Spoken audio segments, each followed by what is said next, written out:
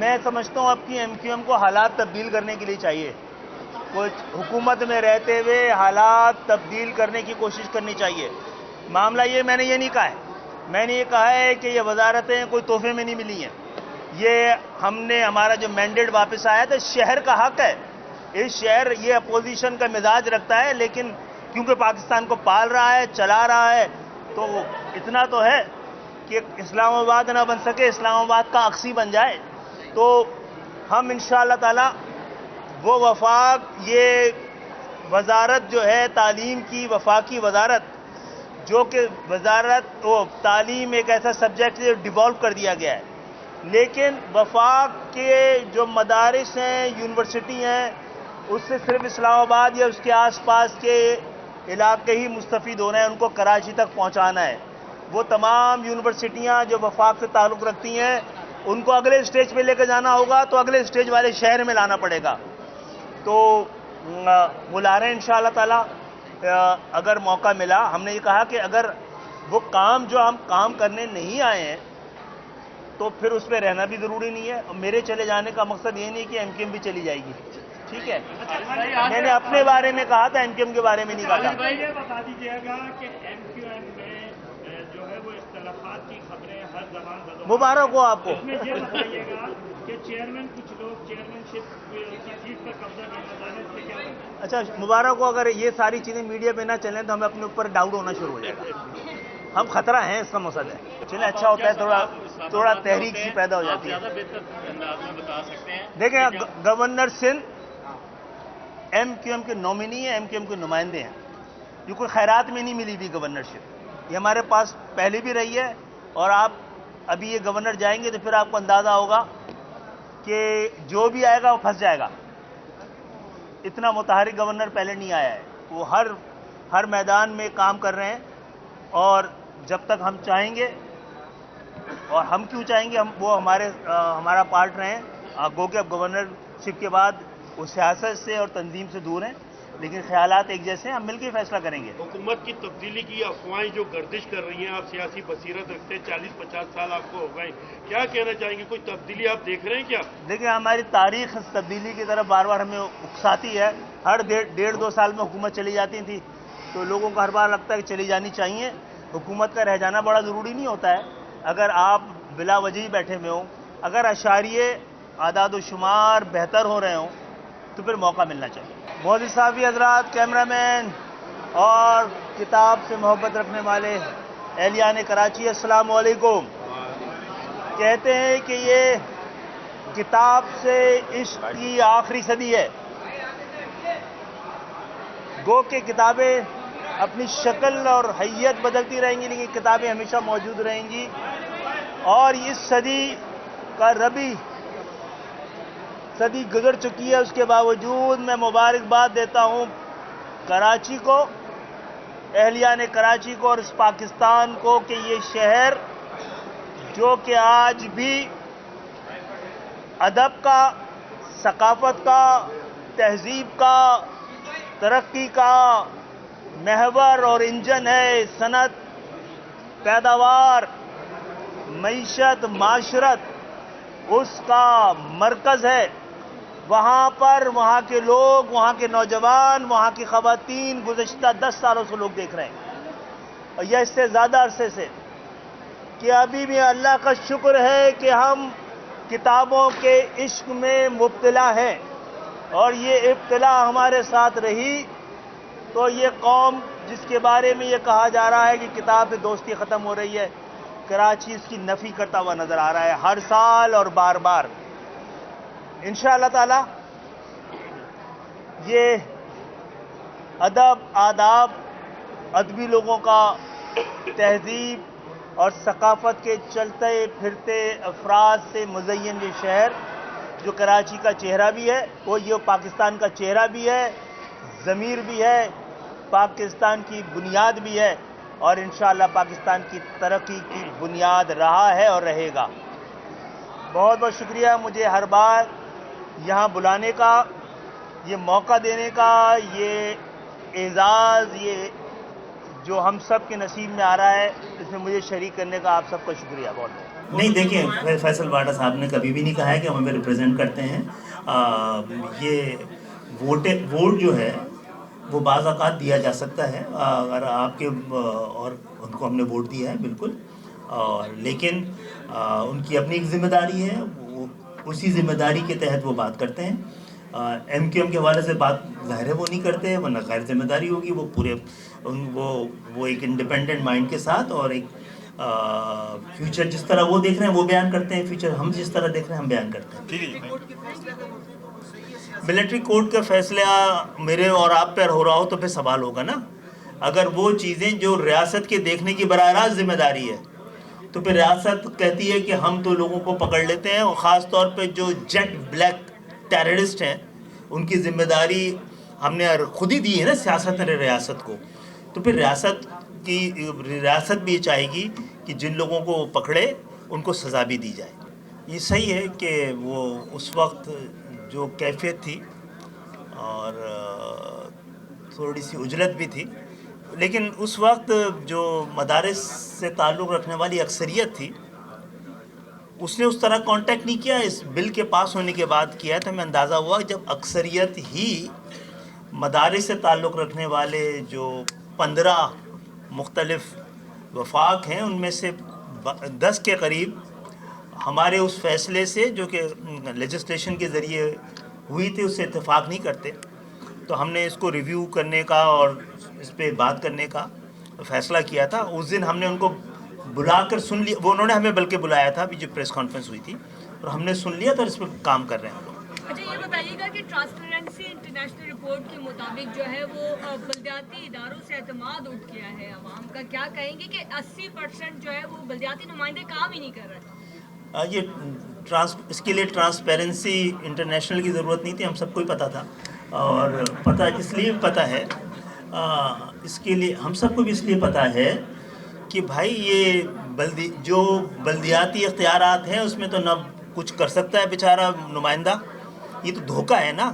یہ third tier of government ہے. یہ ایک حکومت کی طرح چلنی چاہیے، یہ غلاموں کی طرح نہیں چلنا چاہیے کہ جب چاہیں آپ ان کو وسائل دیں جب چاہیں نہ دیں. براہ راست ایسی جمہوریت کا پاکستان کو ضرورت نہیں ہے جس کے ثمرات عام پاکستانیوں تک نہ پہنچیں، اور ثمرات اسی وقت بنیادی ضرورت اور بنیادی حقوق کے پہنچیں گے جب third tier of government intact ہوگی. نہ صرف انٹیکٹ ہوگی بلکہ سیاسی طور پہ، انتظامی طور پر اور مالیاتی طور پر مکمل طور پر خود مختار ہوگی. جی وہ اس کو دیکھ رہے ہیں. یہ اچھا بہت ساری باتوں کا جواب تو جو 30 سال سے ہو رہا ہے وہ بھی مجھے ہی دینا پڑ رہا ہے، تو اس کو ہم بہتر کر رہے ہیں. میرے خیال ہے عدالتوں سے فیصلے دینے کے اختیارات تو نہیں لیے گئے ہیں، اس کو چینلائز کیا گیا ہے. دیکھیں میں نہ تو وکیل ہوں نہ جج، نہ میں عدالت ہوں نہ انصاف. تو میں تو انتظار کروں گا، اور عدالت کا احترام بھی بڑی ضروری ہے. ان کے جو بھی فیصلے ہوں گے، اچھا عدالت کے فیصلے غلط بھی ہوتے ہیں صحیح بھی ہوتے ہیں، جب بھی تو چیلنج کرنے کا اختیار ہے. ہم تیز سے جلدی کوشش کر رہے ہیں یہاں پہ کیمپسز کھلیں، کیونکہ ہمیں اپنے اوپر اعتبار ہے نہ مہربانوں پہ اعتبار ہے. تو نہ جانے ہم کب ناراض ہو کے اس حکومت سے اور اس وزارتوں کو چھوڑ دیں. اور میرا اس حوالے سے ریکارڈ بہت زیادہ خراب ہے. میں جب اسمبلی میں رہا ہوں، اسمبلی کا بھی میں نے استعفیٰ دیا ہے اور وزارتوں سے ہر بار دیا ہے. تو کوشش کریں گے کہ تعلیم جو یہ وزارت، سچی بات یہ ہے منسٹری آف چوائس نہیں تھی، لیکن یہ کراچی کا مقدر بدلے گی انشاءاللہ تعالی. یہ بات بھی میں بار بار کہتا ہوں ڈاکٹر صاحب کہ ہم سب بڑے خوش نصیب ہیں کہ ہم بہت دور نہیں ہیں اسلام آباد سے. کچھ لوگوں کے سامنے تو روڈ پار کر کے اسلام آباد ہے، کراچی سے بھی دور نہیں ہے. ایک ایسے شہر میں داخل ہوتے ہیں جو پاکستان سے زیادہ جدید دنیا کا لگتا ہے. دعا کریں پورا پاکستان بھی اسلام آباد جیسا ہو جائے. شاید 1850 میں غالب نے کہا تھا کہ محو حیرت ہوں دنیا کیا سے کیا ہو جائے گی. اور آج کے دور میں جو مستقبل کی پیش گو ہیں وہ یہ سب کہتے ہیں کہ اس وقت سب سے ناممکن بات یہ ہے کہ ہم اپنے مستقبل کے بارے میں کوئی پیش گوئی کر سکیں.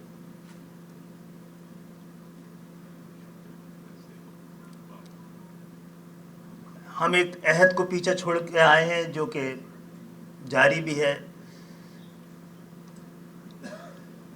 صنعتی دور سے سائنس اینڈ ٹیکنالوجی کا دور، سائنس اینڈ ٹیکنالوجی کے دور سے نکل کر گزشتہ 20، 25، 30 سال میں ہر ایک دہائی میں یہ دور تبدیل ہو رہا ہے. کسی نے جس کا کوئی نام بھی نہیں دیا جا سکتا، شاید گوگل کا دور ہے، اور یہ انفارمیشن ٹیکنالوجی کا دور ہے جس نے کہ ہمیں سوشل میڈیا دیا، جس میں انفارمیشن سے زیادہ پولوشن آف انفارمیشن ہے. اب ہم جس عہد میں ہم رہ رہے ہیں یہ ایج آف پاسبلٹی ہے، ہر چیز ممکن ہے. لوگ کہہ رہے ہیں کہ آرٹیفیشل انٹیلیجنس اور بایو ٹیکنالوجی سے مل کر وہ دنیا تعمیر ہونے جا رہی ہے جس کا آج اندازہ نہیں کیا جا سکتا. 25-30 سال میں دنیا اچانک اتنا شارپ ٹرن لے گی کہ لوگ کہتے ہیں کہ جو فرد، افراد، اقوام اس تبدیلی کے ساتھ مڑنے کی صلاحیت نہیں رکھیں گے وہ irrelevant ہو جائیں گے. دنیا میں کبھی ملک طرح ترقی نہیں کرتا، پورا خطہ کرتا ہے، اور ہمارا خطہ بھی 20-25 سال سے ترقی کر رہا ہے. ہمارے پڑوس میں موجود، یہ بات میں بار بار مجھے کہنی پڑتی ہے، ہمارے پڑوس میں موجود جو آبادی کے جائنٹس ہیں وہ ٹیکنالوجی کے جائنٹس ہیں. چائنا نے 20 سال میں تقریباً 50 کروڑ لوگوں کو خطۂ غربت سے نکالا ہے. آج جہاں پر ہم موجود ہیں اور جس ادارے کے بارے میں سوچ رہے ہیں، یہ آپ کی تعلیم، معیشت اور نئے عہد میں آپ کو لے جانے کے لیے بہت اہم رول ادا کر سکتا ہے. اور ہمارے پاس ایسے ماہرین خود میرے سامنے ہمارے ممبر نیشنل اسمبلی ارشد وورا بھائی بیٹھے ہیں جو پی ایچ ڈی ہیں لندن سے ٹیکسٹائل میں. بنگلہ دیش میں جوٹ پیدا ہوتی ہے، کاٹن نہیں. لیکن آپ یورپ اور امریکہ میں چلے جائیں تو وہاں کی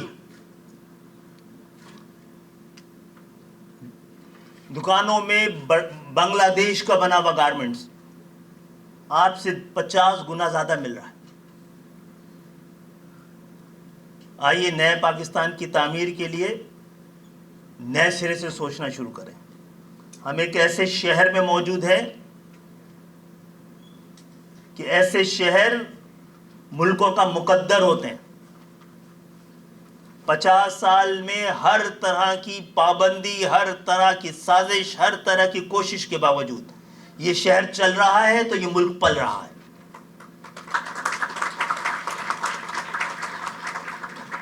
یہاں پہ صرف تسلی کے سامان تک کے لیے وفاقی حکومت کے بھی ادارے ہیں، چھوٹے چھوٹے، بڑے بڑے. کراچی سے محبت پاکستان سے محبت ہے.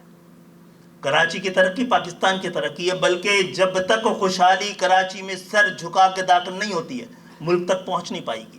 آپ نے جب کراچی کو بائی پاس کیا ہے، ترقی نے، تعمیر نے اس پاکستان کو بائی پاس کر دیا ہے. اور وہ انڈسٹری اور وہ ادارے جو آپ کراچی سے ہٹانا چاہ رہے تھے وہ کہیں اور نہیں گئے پاکستان میں، وہ بنگلہ دیش چلے گئے، ملائیشیا چلے گئے، کینیا چلے گئے.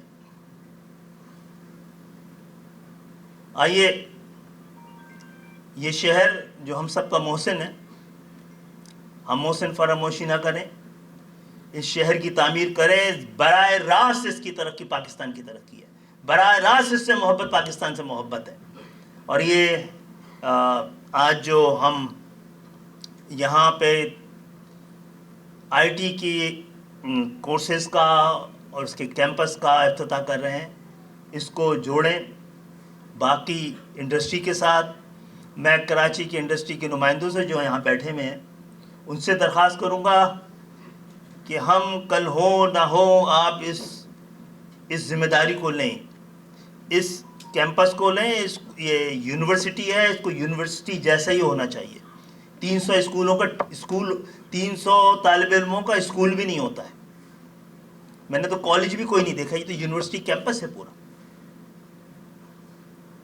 تو دراصل یہ نیا کیمپس کھل رہا ہے جہاں پر اس شہر کے اندر جتنا آپ پھیلائیں گے اتنا یہ براہ راست آپ کے اس تعلیمی ادارے کو اعتبار بھی ملے گا، ترقی بھی ملے گی، اور پاکستان کی تعمیر کے لیے براہ راست